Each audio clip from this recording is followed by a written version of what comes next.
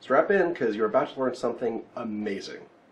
The alien from the Alien movies is known as the Xenomorph. However, each individual alien and alien type has its own nickname. The different Predators in the Predator movies have their own nicknames too, and there are even different names for their race, the Hish and the Yautja, depending on which comics you read. But that really doesn't matter. Do you want to know what the first alien is called? The first Xenomorph, arguably the most phallic, and this is a monster created by a guy who saw dick-shaped monsters everywhere. And incidentally, H.R. Geiger's death this year has been a loss for us all. Anyway, the name of the first alien, the first Xenomorph.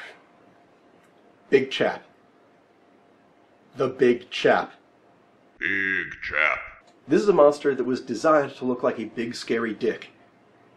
And it's called, by fans and merchandisers, the Big Chap. Big Chap. You don't believe me? Well, fortunately, Tamashii Nation's SH Monsterarts series proves my point, because I know you won't believe Wikipedia.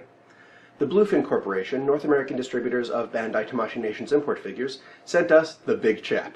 And it's right there on the box. Big Chap. Okay, let's get the dick jokes out of the way. Big Chap. Big Chap.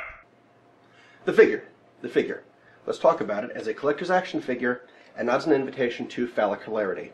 Big Chap. Once again, I have to gush about Japanese import figures because this is an incredibly detailed and posable Xenomorph. The keyword's detailed, because this is a textured, creepy alien.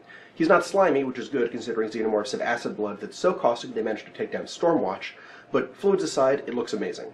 The teeth, the chitin, the fingers, the tail, everything is sculpted to perfection. It looks like a little Xenomorph could come to life and lay eggs in your G.I. Joe's chests. He's a really thin chap when you get down to it. The legs and arms are spindly, which is creepy in its own right, but good luck getting him to stand up like this, though you can sort of get a tripod thing. Big Chap. No! A tripod pose going with his tail.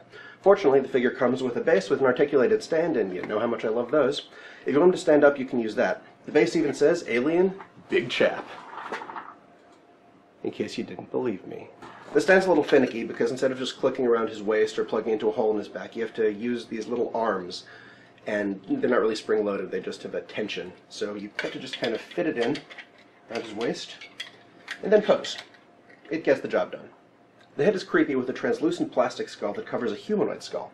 This is where the Big Chap is kind of weak. A completely black head would have been more imposing, because the clear plastic and human skull under it kind of undermines the alien look, even though that's sort of how they're created with chest bursters.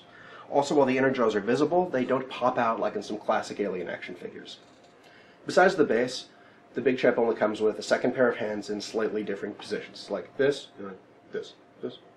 Not much of a change. It's not the fullest package, but the details are where it really pays off. This is a Japanese import figure, so it'll cost you a bit. You can buy it straight from Bluefin for $54, and you can find it at well-stocked comic book and anime stores and at conventions for around $60. It's pricey, but if you love aliens and dick jokes, you need a Big Chap on your shelf. Big Chap.